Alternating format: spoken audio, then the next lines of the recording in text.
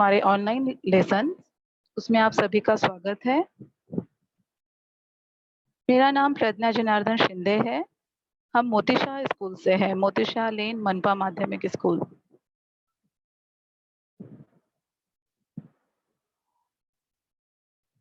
आज हम writing skill English subject में राइटिंग स्किल जो है, राइटिंग स्किल में मोस्ट इम्पॉर्टेंट पॉइंट है एक समरी राइटिंग।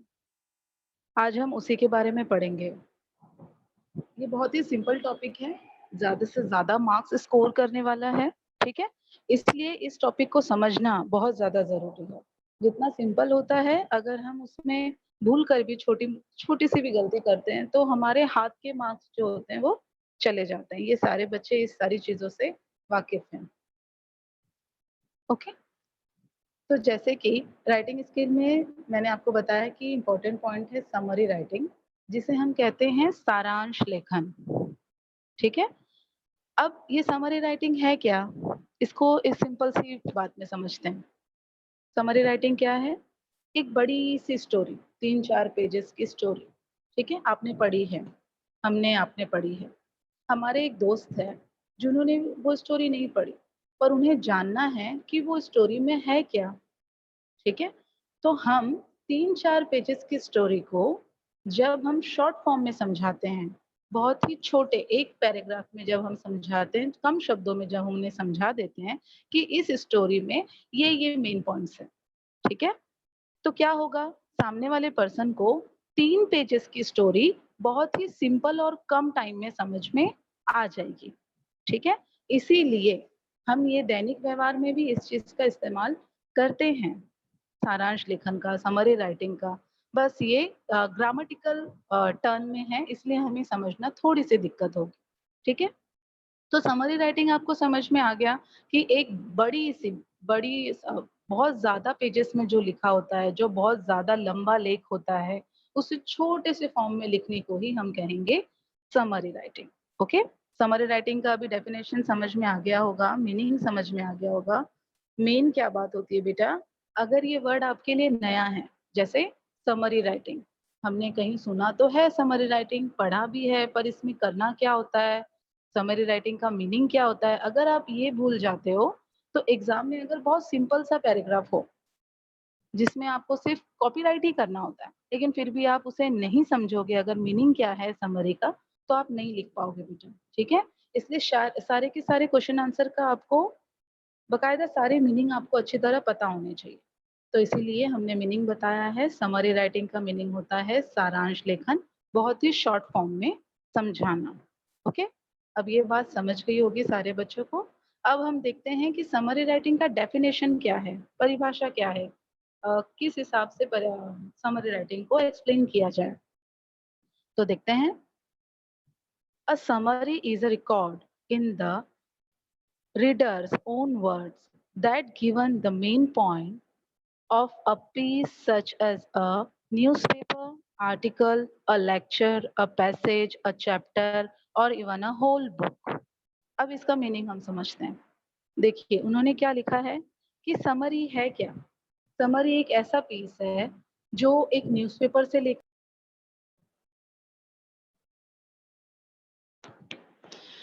ओके, तो हमने डेफिनेशन देखा बेटा। डेफिनेशन हमने क्या देखा है, a summary is a record in the readers own words that given the main point of a piece such as a newspaper article, a lecture, a passage, a chapter और even a whole book.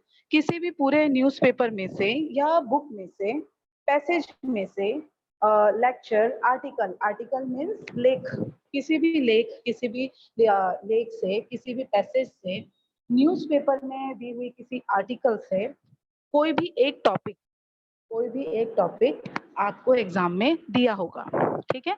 3-4 paragraph का होगा वो, बहुत brief, बहुत ही बड़ा होगा, 3-4 paragraph का होगा। अब आपको इस दिए हुए 3-4 पैराग्राफ को एकत्रित रूप में मीन्स 1/3 में, एक तिहाई भाग में हमें क्या करना है, ब्रीफ में, बहुत ही संक्षेप में हमें क्या लिखना है, उसका समरी राइटिंग, मतलब उसका सारांश हमें बहुत ही कम शब्दों में लिखना होगा, ठीक है। अब इसका फॉर्मेट कैसा होता है, फॉर्मेट कैसा होता है, देखो right a heading of the story selected. आपने जो भी स्टोरी पढ़ी है, जो भी देखा है, उस स्टोरी का क्या करना है हमें, एक सुटेबल ऐसे टाइटल हमें देना है। हेडिंग या टाइटल, ये दो वर्ड्स आपको आएंगे, क्वेश्चन में ही लिखे होंगे। आपको जो भी आर्टिकल दिया हुआ है, जो भी समरी राइटिंग करने के लिए टॉपिक दिया हुआ है, उस टॉपिक से जुड़ा हुआ हमें क्या करना है, एक नाम लिखना है। उस पैराग्राफ को सुटेबल ऐसा एक नाम देना है। जैसे हम कहानी स्टोरी राइटिंग में टाइटल देते हैं ना, एक स्टोरी होती है और उसका हम टाइटल देते हैं, है ना। तो उसी तरह यहाँ पर भी समरी राइटिंग करते समय भी ध्यान रखना है इस चीज का कि जब हम समरी राइटिंग करते हैं तो समरी राइटिंग कंप्लीट होने के बाद, समरी लिखने के बाद, हम उस समरी से जुड़ी हुई दो शब्दों में या हमारे ओन वर्ड्स में हम क्या करेंगे, उसे सुटेबल ऐसा हेडिंग देंगे, ये मतलब टाइटल देंगे। ओके। अब जब हम टाइटल देते हैं, टाइटल लिखते हैं, तो उस टाइटल लिखते समय ही, जैसे ही हमने एक समरी राइटिंग की, उसका हमने टाइटल दिया, उसी वक्त हमें कितने मार्क्स मिल जाते हैं, 1 मार्क्स मिल जाते हैं। मार्क्स डिस्ट्रीब्यूशन हम एंड में आपको समझाएंगे, अभी हम फॉर्मेट देख लेते हैं, ठीक है। सबसे पहली बात क्या है, हमें समरी राइटिंग करने के बाद एक सुटेबल टाइटल देना है, मीन्स हेडिंग देना है, ठीक है। दूसरी बात है, right the story on brief, means short form में, ठीक है। हमें उस पूरी बड़ी सी स्टोरी को शॉर्ट फॉर्म में, ब्रीफ में लिखना है, ठीक है। बट रिमेंबर, पर हमें याद रखना है, कौन सी बात याद रखना है, to write the main point so that the story and its moral is clear. हमें कौन सी बात याद रखना है, हमें 3-4 पेजेस की स्टोरी शॉर्ट में तो लिख देनी, शॉर्ट में तो लिख देनी है, लेकिन उस शॉर्ट फॉर्म में क्या क्या होना चाहिए, मॉरल, जो हमें उससे क्या सीख मिल रही है, इस पूरी स्टोरी से हमें क्या सीख मिल रही है, वो सीख उस समरी में क्लियर होना चाहिए, ठीक है। ऐसे ऐसे मेन पॉइंट्स आपको उस स्टोरी में से कलेक्ट करना है, जिसको पढ़ते साथ ही पूरी की पूरी स्टोरी क्लियर हो जाए। बात समझ में आ रही है। एक उदाहरण से समझते हैं। जैसे एक पैराग्राफ दिया हुआ है, एक न्यूज़पेपर में एक पैराग्राफ, एक आर्टिकल लिखा हुआ था। जैसे अभी हम कौन सी परेशानी भुगत रहे हैं, कोविड-19 से सभी पीड़ित हैं ना। तो कोविड-19 की वैक्सीन आ चुकी है, या उसके बारे में बहुत सारे लेख, ऐसी बहुत सारी बातें, एक पूरा का पूरा 3-4 पेजेस का आर्टिकल लिखा हुआ है, ठीक है। अब आपको बताया जा रहा है कि आपको क्या करना है, इस आर्टिकल का जो पैसेज आपको दिया हुआ है, उसका आपको क्या करना है, समरी राइटिंग करना है, शॉर्ट फॉर्म में लिखना है। तो आप शॉर्ट फॉर्म में क्या लिखेंगे, जो आप आर्टिकल पढ़ेंगे उसमें जो मेन पॉइंट्स है, मेन पॉइंट्स है, उसे आपको कलेक्ट करना है, अंडरलाइन करना है और समरी में लिखना है, ठीक है। बात समझ में आ रही है। पर ध्यान होना चाहिए कि उस आर्टिकल में जो मेन पॉइंट्स है, जो मेन बात समझाई जा रही है या बताई जा रही है, जो इम्पोर्टेंट न्यूज है, वो आपको उसमें समरी राइटिंग में इंक्लूड करना होगा, ठीक है। एग्जाम में आपको क्वेश्चन आता है बेटा, क्या क्वेश्चन आता है, right a summary of the above passage, suggest a suitable title.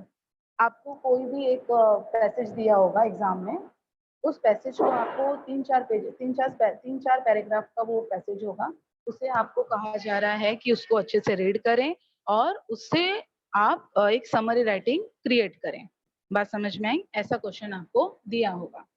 अब ये समझें कि आपको वो क्वेश्चन कितने मार्क्स का होगा, हमें समरी राइटिंग पे क्यों जोर देना है, क्यों हमें इसको स्टडी करना है।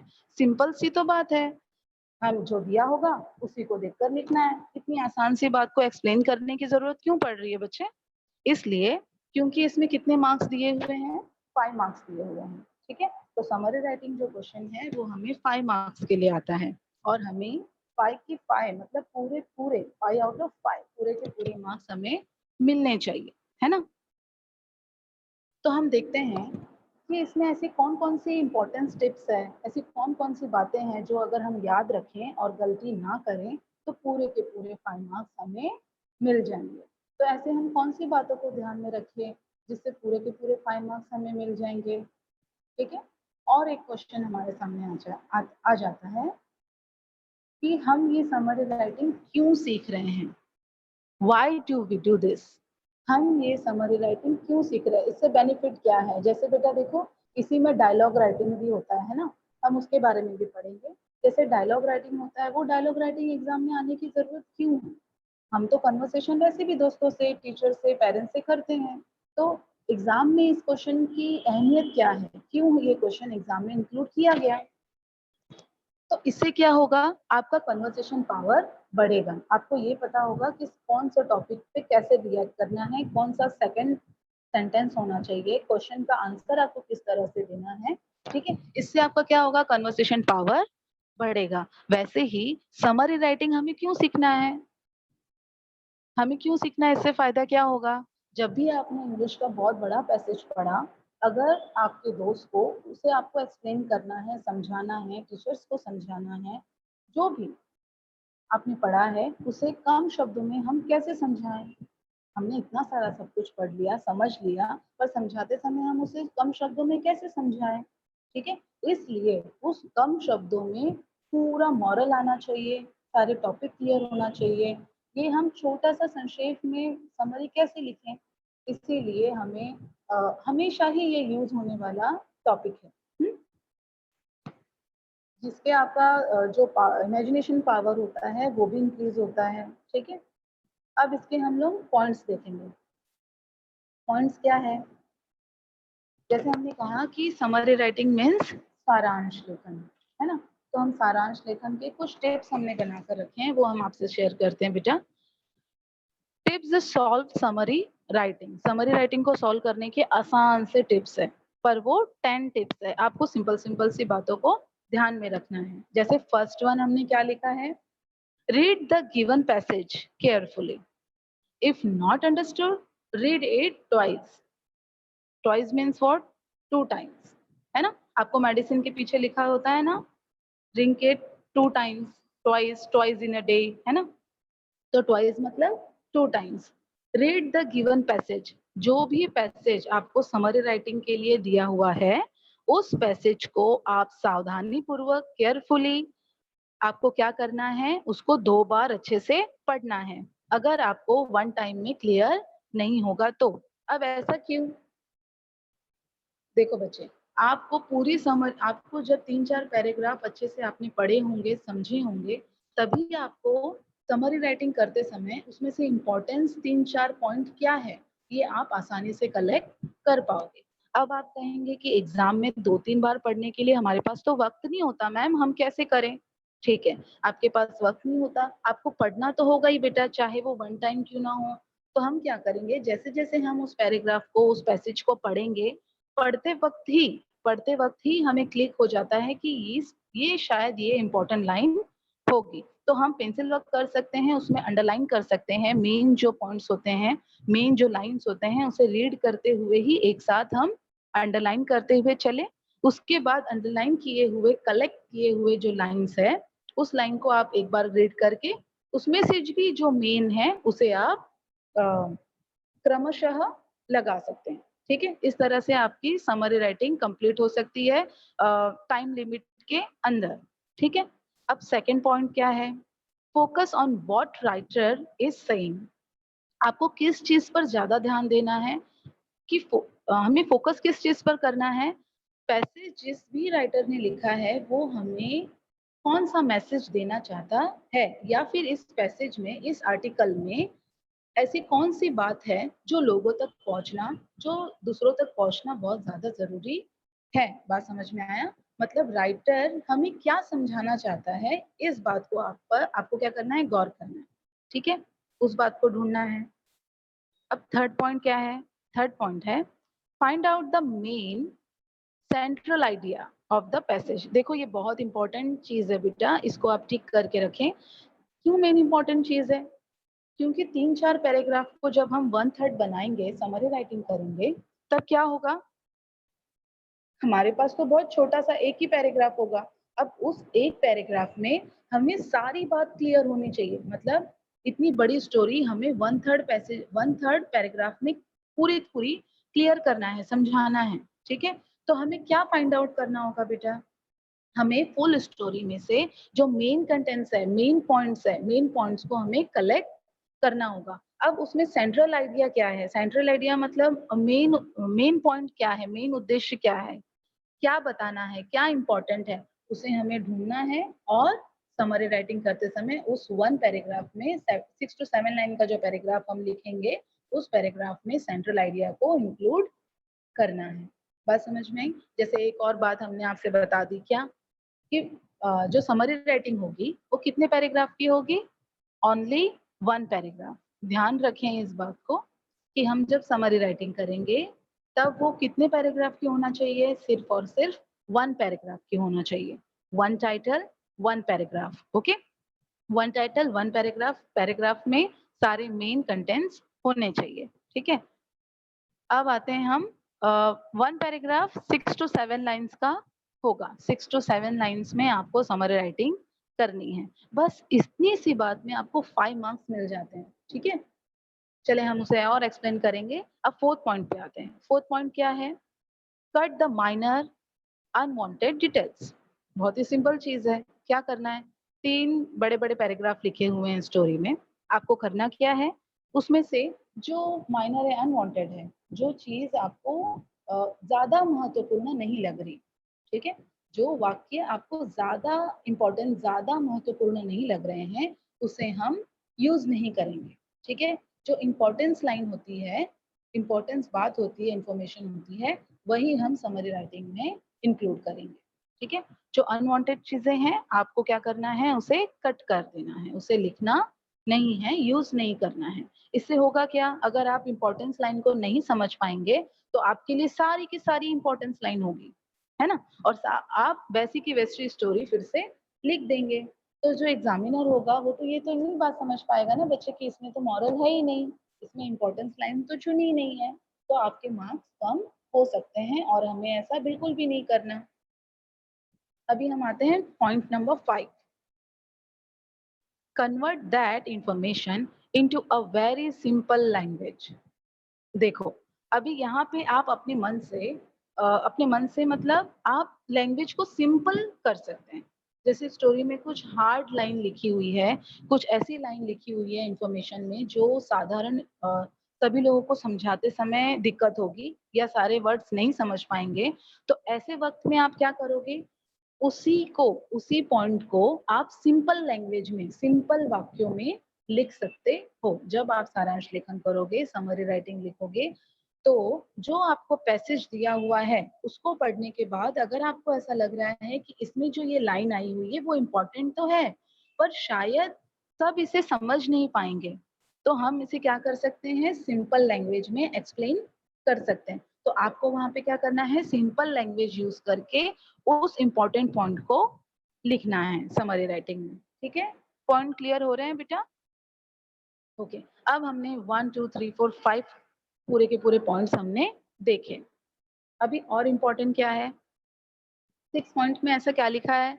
Just right 1 paragraph as a summary. देखो जो मैंने आपको पहले बात बताई कि आपको क्या करना है? सिर्फ़ और सिर्फ़ एक ही पैराग्राफ क्रिएट करना है। सिर्फ़ और सिर्फ़ एक ही पैराग्राफ क्रिएट करना है जब आप समरी राइटिंग करें, ठीक है?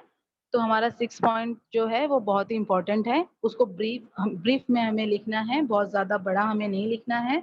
तो just right 1 paragraph as a summary. जब आप समरी राइटिंग करें, तो ध्यान रखें कि एक पैराग्राफ में वो कंप्लीट हो जाए विथिन 6 टू 7 लाइन, ठीक है? अभी 7 पॉइंट क्या लिखा है? Don't write your own examples. अगर कोई टॉपिक मुझे बहुत अच्छा लगा, इसकी समरी राइटिंग ना तो मैं आराम से कर लूँगी, ठीक है? लेकिन हमें वो टॉपिक कितना भी पसंद क्यों ना हो, हम उसमें कितना भी लिखने की कोशिश क्यों ना कर सकें, पर हमें अपने मन से उसमें कोई भी एग्ज़ाम्पल ऐड नहीं करना है। बात समझ में आ रही है आपको?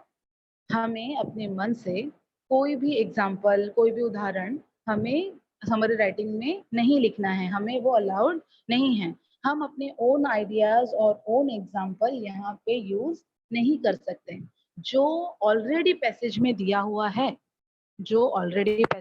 हुआ है, इसमें मर्यादा है बेटा, मतलब बाउंड्री लाइन्स है। जो आपको दिया है ना, आपको उसी में क्रिएटिविटी दिखानी है। बात समझ में आई? जैसे आपको कुछ प्रोजेक्ट दे देते हैं ना स्कूल में, कि ये 3-4 पेपर ले लो आप और किसी से कोई एक ऐसा इन्वेंशन करो, ऐसी एक चीज़ अद्भुत चीज़ बनाओ जो सबसे परफेक्ट हो, जो सबसे अच्छी हो, ठीक है? बस उसी को आप इसमें थोड़ा-सा समझने की कोशिश करें। एग्ज़ाम में आपको ऑलरेडी एक आर्टिकल, एक पैसेज, एक लेक्चर दिया होगा, बस जो दिया है, जो हमारे सामने है, उसी को हमें उसी सेंटेंस को, उसी आइडियाज़, उसी सेंट्रल आइडिया को, उसी मॉरल को, उसी चीज़ को, उसी स्टोरी को हमें समरी राइटिंग में यूज़ करना होता है। हम अपने मन से उसमें कोई भी एडिशनल एग्ज़ाम्पल नहीं लिख सकते। Don't write your own example. आप अपने मन से अपना कोई भी एक नया एग्ज़ाम्पल नहीं क्रिएट कर सकते। ठीक है? ये बहुत इम्पोर्टेंट पॉइंट थे बेटा कि आपको अपने मन से क्या करना है, उसमें कुछ भी नहीं लिखना है, चाहे वो एग्ज़ाम्पल हो, चाहे वो एडिशनल लाइन हो। ठीक है? अब पॉइंट नंबर आता है, पॉइंट नंबर 8। अब पॉइंट नंबर 8 में क्या लिखा है? Don't write the examples, illustration, evidence, comments that writer has given। अब आपको एक और चीज की ध्यान रखना है, क्या? कि जो भी एग्जाम्पल ऑलरेडी दिया हुआ है, कमेंट्स दिए हुए हैं, एविडेंस दिए हुए हैं, जो भी ऑलरेडी दिया हुआ है, वो भी आपको समरी राइटिंग में यूज नहीं करना है। अब हम ना एकदम सिंपल सी बात में समझते हैं। जैसे आप एक मूवी देखते हैं, वो मूवी कितने घंटे की होती है? 3 घंटे की होती है ना? इतना लंबा पीरियड आप उसे देखते हैं। आपका कोई दोस्त है, उसने नहीं देखी है वो मूवी, पर वो आपसे ज़रूर ये क्वेश्चन पूछेगा कि आपने देखी है? क्या देखा उसमें? तो आप क्या करोगे? उसको जैसे के तैसे डायलॉग जो बोला जाता है, वो जैसे के तैसे डायलॉग उसको सुनाओगे क्या? नो, उस डायलॉग्स का अहमियत जो सारांश लेखन होता है उसमें नहीं होता। ठीक है बेटा? तो आपको जैसे के जैसे डायलॉग्स उसको नहीं बताने, आपको क्या करना है, उस मेन में क्या था, इस स्टोरी से हमें क्या सीखने को मिल रहा था, उस मूवी में ऐसा क्या दिखाया गया था, कौन से मुद्दे पर वो स्टोरी स्पोर्ट्स की थी या राजनीति पे डिपेंड थी, वो सारी चीज़ बस जो इम्पोर्टेंट पॉइंट है आप वही बताओगे ना। इसलिए जो ऑलरेडी एग्ज़ाम्पल दिए हुए हैं, चित्रण दिया हुआ है, एविडेंस दिए हुए हैं, हम उसका भी इस्तेमाल समरी राइटिंग में नहीं करते। Point number 9, don't repeat the point. अभी देखो, किसी बच्चे को लगेगा कि क्या समझ में आने वाला है ना? कैसे, हमें तो सिर्फ़ एक पैराग्राफ बनाना है, तो क्यों ना हम जो फर्स्ट लाइन लिखी है, उसे हम 7 लाइन में या 6 लाइन में फिर से रिपीट करें, ठीक है? तो उससे होगा क्या? आपके मार्क्स कम हो जाएँगे, है ना? और आपका जो इमेजिनेशन पावर है, वो भी दिख जाएगी, है ना? तो हमें अपना इंप्रेशन गलत करना है क्या एग्ज़ामिनर के सामने? बिल्कुल नहीं। तो डोंट रिपीट द पॉइंट्स। जो पॉइंट्स आपने समरी राइटिंग में मतलब 7 लाइन में जो आपने पॉइंट्स लिख चुके हैं, वो आपको रिपीट नहीं करना है। वो लाइन भी आपको रिपीट नहीं करना है, ठीक है? ये बहुत इम्पोर्टेंट बात थी बेटा कि आपको कोई भी बात रिपीट नहीं लिखनी है। अभी 10 पॉइंट सबसे लास्ट और सबसे सिंपल और पूरे के पूरे 1 मार्क्स का। क्या है? Right appropriate title for summary. आपको उस लेख पढ़ने के बाद आपको उस लेख पढ़ने के उस आपने वो लेख पढ़ा और लेख पढ़ने के बाद जो आपको उस लेख पढ़ने के बाद जो भी सूझता है उससे रिलेटेड, उस पैसेज से, उस स्टोरी से रिलेटेड जो भी आप सुटेबल ऐसा टाइटल बना सकते हो, उस स्टोरी को नाम दे सकते हो, वो नाम आपको खुद से क्रिएट करना है और लिख देना है। लिखने के बाद आपको कितने मार्क्स मिल जाएंगे बेटा? आपको पूरे के पूरे मार्क्स मिल जाएंगे 1 मार्क्स, ठीक है? तो 1 मार्क्स आपके होते हैं सिर्फ़ और सिर्फ़ टाइटल पे। तो टाइटल देना आपको बिल्कुल नहीं भूलना है। जैसे स्टोरी में हम टाइटल देते हैं, वैसे ही आपको यहाँ पर भी टाइटल लिखना है, ठीक है? अब अब आपको समरी राइटिंग बहुत अच्छी तरह से सभी को समझ में आ गया होगा, है ना? तो हम इसका एक एग्ज़ाम्पल लेते हैं। देखो, एक हमने एक एग्ज़ाम्पल लिया हुआ है बेटा। अ, टेलीविज़न है ना, टीवी, टेलीविज़न की इम्पोर्टेंट एडवांटेजेस एंड डिसएडवांटेजेस, ठीक है? तो एडवांटेजेस तो बहुत सारे हैं, है ना? टेलीविज़न के एडवांटेजेस बहुत सारे हैं। तो समझ लीजिए आपको एग्ज़ाम में इस तरह से 3 पैराग्राफ का एक आर्टिकल, एक पैसेज दिया हुआ है और आपको क्वेश्चन क्या पूछेगा? क्वेश्चन ये पूछेगा कि आपको एक समरी रेडी करना है सूटेबल टाइटल के साथ, है ना? तो आपको क्या करना होगा? समरी राइटिंग करनी होगी तो ये पैराग्राफ को आपको अच्छी तरह से 2 से 3 बार रीड करना होगा कि टीवी के बारे में बताया जा रहा है। ओके, एक बात क्लियर होगी कि इस पैसेज में टेलीविजन के बारे में बताया जा रहा है। ओके, हमने आगे पढ़ा तो देखा, क्या देखा कि एडवांटेजेस बताए हुए हैं, टीवी के एडवांटेजेस बताए हुए हैं। तो टीवी के एडवांटेज में जो 2-3 इंपॉर्टेंस लाइन है वो हमने लिख ली। ठीक है, टीवी ने कैसे इस पूरे दुनिया को एक इतने से जगह में एकत्रित कर दिया है, समा लिया है ना? वो जो इम्पोर्टेंस लाइन है वो सब हम कलेक्ट करेंगे, अंडरलाइन करते हुए चलेंगे। ठीक है, तो ये कितना अच्छा क्रिएटिविटी है ना, कितना अच्छा क्रिएट किया हुआ है, बहुत ही नया इन्वेंशन है ना? तो हमने ये पूरी तरह से ये तीनों पैराग्राफ रीड कर लिए, समझ लिए। हाँ, अब समझ लिए, अब हमें 5 मार्क्स के लिए समरी राइटिंग लिखना है। तो हमने कैसे लिखी, देखो बेटा, हमने लिखा, हमने एक पैराग्राफ में समरी राइटिंग कंप्लीट की, सिर्फ एक पैराग्राफ में। ठीक है, उसमें जो इम्पोर्टेंस पॉइंट थे टीवी के निगडित रिलेटेड, वो सारे पॉइंट्स हमने उसमें लिख दिए। ठीक है, और प्लस क्या किया गया है, प्लस आपको ऊपर एक टाइटल भी देना है ना? हमने टाइटल भी दिया हुआ है, क्या दिया हुआ है, अ ग्रेट इन्वेंशन, बहुत ही अद्भुत ऐसी एक क्रिएटिविटी। ठीक है, तो टीवी क्या है, कैसे इम्पोर्टेंस है, हमने 3-4 पैराग्राफ को पढ़ के, समझ के, जो इम्पोर्टेंस लाइन थी वो हमने इसमें लिखी। It is true that television has influenced our younger every very much. जो हमारे यंगस्टर्स हैं, जो हमारे यंगस्टर्स मीन्स युवा जो पीढ़ी है, आप और आपकी जो युवा पीढ़ी है, जो यंगस्टर्स हैं, वो टेलीविजन को पसंद करते हैं, है ना? उसी से जुड़े हैं, उससे बहुत ज्यादा प्रभावित हैं। इन्फ्लुएंस्ड मीन्स बहुत ज्यादा प्रभावित हैं, मतलब टीवी से बहुत सभी सारे के सारे युवा जो पीढ़ी है वो टीवी से बहुत ज्यादा जुड़ी हुई है, बहुत ज्यादा प्रभावित है। तो ये एक इम्पॉर्टेंट लाइन हमें लगी, तो हमने वो एक इम्पॉर्टेंट लाइन स्टार्टिंग में लिख दी। अब एक और पॉइंट आपको ध्यान में रखना होगा कि हमने जो इम्पोर्टेंस लाइन चुनकर निकाली है ना, उस इम्पोर्टेंस लाइन को हमें क्रमशः लगाना होगा। क्रमशः मीन्स फर्स्ट क्या आना चाहिए, सेकंड क्या आना चाहिए, थर्ड क्या आना चाहिए और फोर्थ क्या आना चाहिए। जैसे हमने रैबिट टॉर्टोइस की एक स्टोरी पढ़ी, है ना? अब रैबिट टॉर्टोइस की हमने एक स्टोरी पढ़ी तो फर्स्ट क्या आना चाहिए कि रैबिट और टॉर्टोइस में रेस डन हुई, है ना? उसके बाद क्या आना चाहिए कि दोनों ने रेस को स्टार्ट किया। फिर कौन सो गया था, रैबिट सो गया। उसके बाद कौन विनर हो गया, टॉर्टोइस विनर हो गया। तो ये क्रमशः होना चाहिए ना बेटा, वन बाय वन होना चाहिए ना। अगर हमने इसमें थोड़ा भी गलत लिख दिया, जैसे टॉर्टोइस विनर हो गया और रैबिट सो गया था, नो सेंस, नो मीनिंग, इसका कोई भी अर्थ नहीं होता। इसलिए जब भी आप समरी राइटिंग करें तो भी आपको ध्यान रखना है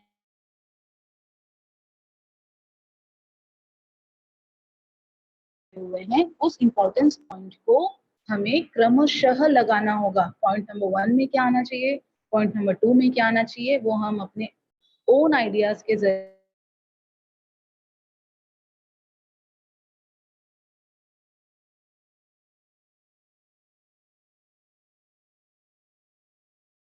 है।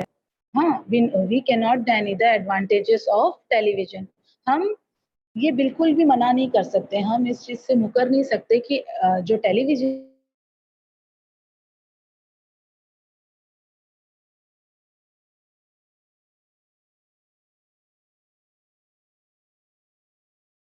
एक स्मॉल मतलब एक छोटे से गांव में रूपांतरित हो गई है ना? और टेलीविजन से हमें और क्या फायदे हैं, हमें और क्या इंपॉर्टेंस लाइन लगी,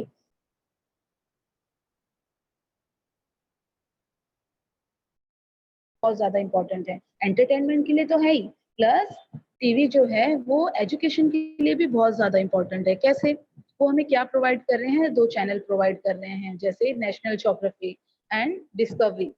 ठीक है, नेशनल ज्योग्राफी और डिस्कवरी चैनल, जिसे देखकर हमें बहुत सारी चीजों का नॉलेज होता है। ठीक है, तो उन्होंने और इम्पोर्टेंट क्या लाइन बता दी, गॉड्स क्रिएशन, ये एक ऐसा एक अद्भुत क्रिएशन है, एक ऐसी अद्भुत क्रिएटिविटी है जिस वजह से हम sitting in our living room, हम अपने लिविंग रूम में बैठकर जो भी पूरे दुनिया में हो रहा है, जो भी पूरी दुनिया में हो रहा है, हम अपने लिविंग रूम में बैठकर उसे आसानी से देख और सुन सकते हैं। बात समझ में आई? तो ये सारा क्या है, ये टीवी का एडवांटेज है। हम इसे क्यों एक्सप्लेन कर रहे हैं? क्योंकि हमने ये समरी रेडी की, 3-4 पैराग्राफ का हमें पैसेज दिया हुआ था, उसमें से जो जो इम्पोर्टेंस हमने इम्पोर्टेंस लाइन हमने चुनी थी, उस इम्पोर्टेंस लाइन को हमने क्रमशः लिख दिया। ठीक है, पहले हमने एडवांटेजेस लिखा, फिर उसमें क्या उसमें सबसे ज्यादा फायदा एजुकेशन को कैसा होगा वो हमने लिखा। उसके बाद हमने एंड किया उस समरी राइटिंग का किस तरह से कि टीवी जो है, टेलीविजन जो है, टेलीविजन ने पूरी दुनिया को एक रूम में एक रूम में अ, एक रूम में लाकर रख दिया। ठीक है, मतलब हम एक रूम में आराम से बैठकर पूरी दुनिया में क्या हो रहा है, क्या हलचलें हो रही हैं, वो सारी बातें हमें आसानी से देखने को मिल रही है। अब मॉरल भी आ गया। ठीक है, अब इसमें हमने टाइटल भी दे दिया।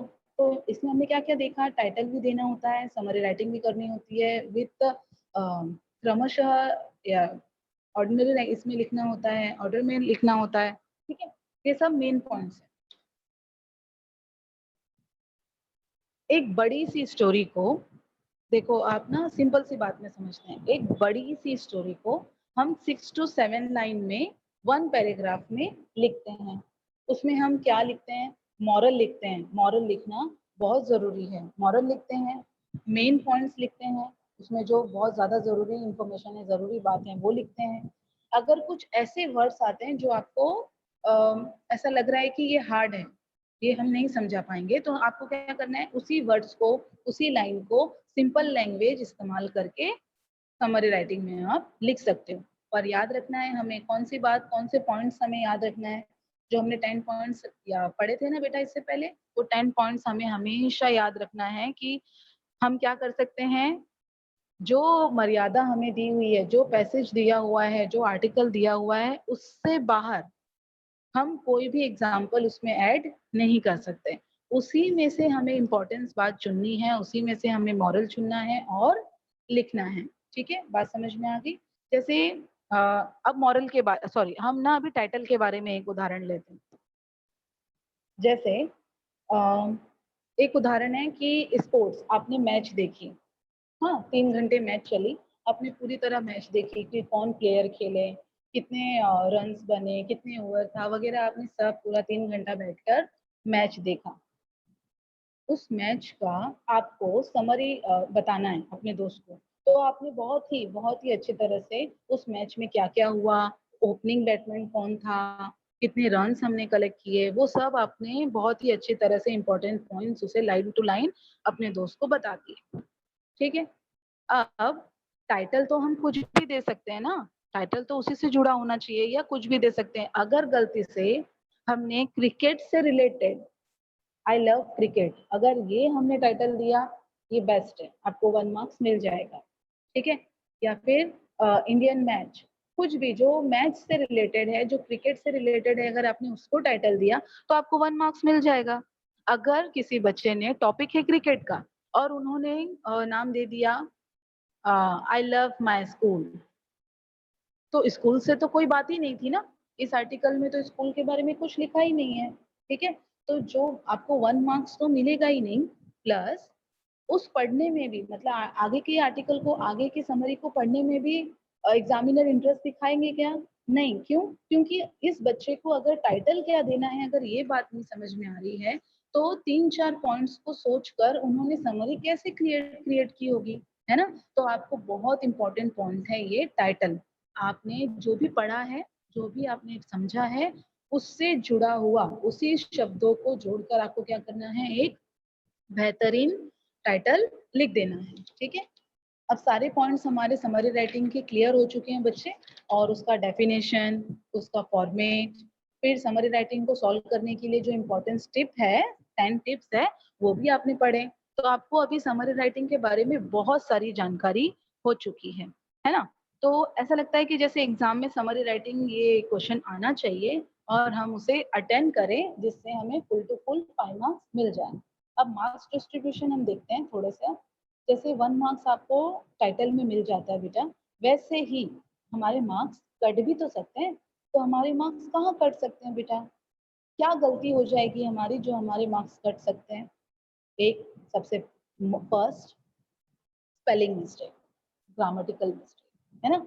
अगर हमारा ग्रामर वीक है, हमारा ग्रामेटिकल मिस्टेक हो जाती है या स्पेलिंग मिस्टेक हो जाती है, तो हमारे 2 से ढाई मार्क्स कट हो सकते हैं, ठीक है?